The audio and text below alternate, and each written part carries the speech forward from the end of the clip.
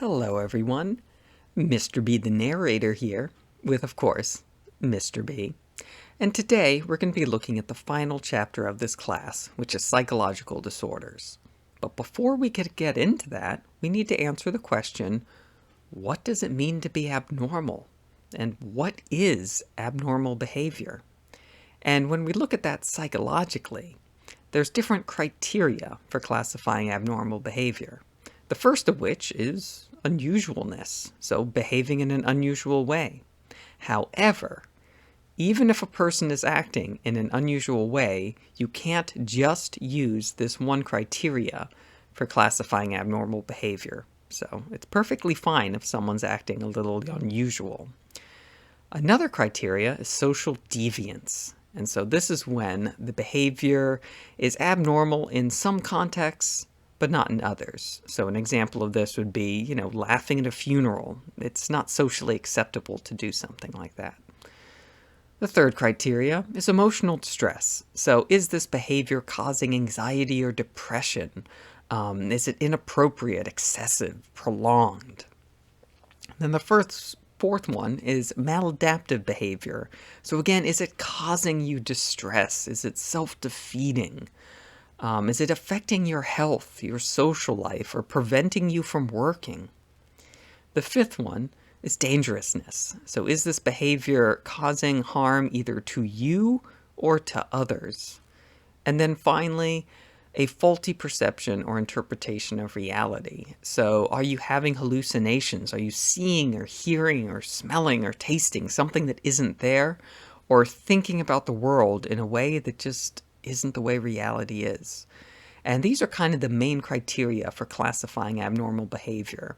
And again, unusualness alone cannot be used to classify abnormal behavior. You can act a little odd, but as long as it's not causing you distress, as long as it's not hurting others, as long as you can still work and function, it's not abnormal behavior. Might be odd, but not abnormal. And another important thing to note is that different cultures have different bases for abnormal behavior. So what might be seen as normal in one culture could be viewed as abnormal in another. A classic example of this is tattoos.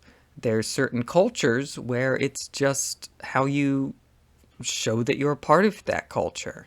Whereas in other cultures, an example being Japan, in the past, the only individuals that would wear tattoos were part of what's essentially seen as the Japanese mafia. And so to wear tattoos in public in Japan was greatly frowned upon, whereas here, a lot of times, tattoos are just seen as a form of expression. And so depending on the culture that you're in, what's seen as normal and abnormal might change. And so now when we look at abnormal behavior, there's different ways of also explaining it and how it came about. And we know the criteria, but how did that behavior start? And so we're going to look in a little bit more detail at various models. But the first one to quickly talk about is the medical model, which essentially says something physical or biological. It's in your DNA. It's a chemical imbalance. And that's what causes the abnormal behavior. But all the other models are what are known as psychological models. And the first one is the psychodynamic. And this looks at the kind of ideas of Freud and the unconscious. And it's this whole idea that when you behave abnormally, it is an outward expression of inner turmoil that's going on with some sort of unresolved conflict from childhood in your unconscious. We then have the behavioral model, which says that essentially that abnormal behavior was learned and acquired through some sort of an experience. So the whole idea here is that abnormal behavior is learned the same way that regular behavior is learned. It's through your environment, through being taught. Think about little Albert, who learned to fear rats. That was an abnormal behavior, but little Albert was taught to fear white rats. Then we have the humanistic model. And this explains abnormal behavior as essentially we have some sort of a roadblock that is preventing us from being our actual selves, being who we want to be. And so since we can't be that version of ourselves, we detach from it, and we start to become this distorted version of ourselves, and we start acting uncharacteristically. And then we have the cognitive model, and this has to do again with just how we think. So the whole idea is our abnormal behavior comes from abnormal or irrational or distorted thinking. So kind of magnifying negative events, or, having this really, really negative view of yourself that, is distorted. When we go into a little bit more detail, we also have the socio-cultural model. And this actually says that different aspects of our society can bring about abnormal behavior. And these are things such as social class, poverty, ethnic and racial backgrounds, racial and gender discrimination. So the behaviors of our culture can affect abnormal behavior. And when we look at research about this, we actually do find that in areas that are higher in poverty, we see a higher prevalence of abnormal behavior and psychological disorders. And then the last model, which is kind of a combination of three of the models we just talked about, is the biopsychosocial. This one is the most researched, and it has the most data to back it up because it's essentially a combination of the biological perspective, the psychological perspective, and the social perspective. And it says that all of those things affect one another, which ultimately brings about abnormal behavior. Now, another model out there is known as the diastasis stress model. And this is the whole idea that we have what's known as a diastasis, which is a predisposition or vulnerability to a psychological disorder. So it means that it's in you. You have it. You are more likely to develop a psychological disorder when compared to others. And what brings it out is a stress, whether it's something like prenatal trauma, childhood sexual or physical abuse, family conflict, a significant life change. And if you have that stressful situation, it then brings about that psychological disorder.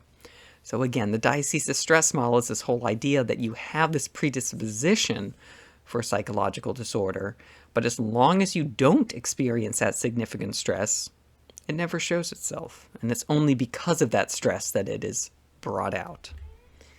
So now that we kind of understand abnormal behavior, we're going to look a little bit into classifying it into a full-blown, what we call psychological disorder. And what we mean by psychological disorders is that it is a pattern of disrupted behavior, mood, thinking, or perception that causes personal distress or impaired functioning. Because again, abnormal behavior, unusualness alone is not enough. And when we are classifying and diagnosing a psychological disorder, we use what is known as the DSM-5.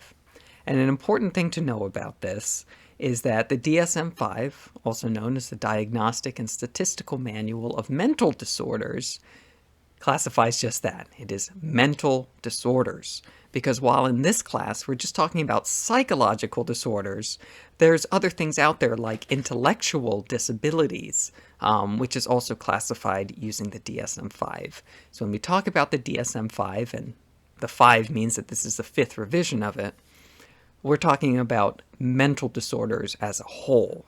And in this class, we'll just talk about psychological disorders. And the way that the DSM-5 works is it's essentially like a checklist, where you're looking at various symptoms and how long you've had those symptoms. And if you have a certain amount of symptoms for a certain amount of time, you are then diagnosed with that psychological disorder.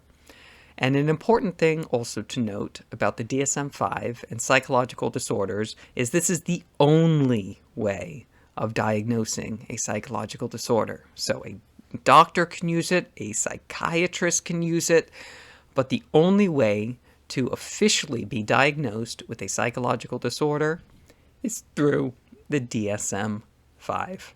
There's no other way. But essentially, that's it for this class.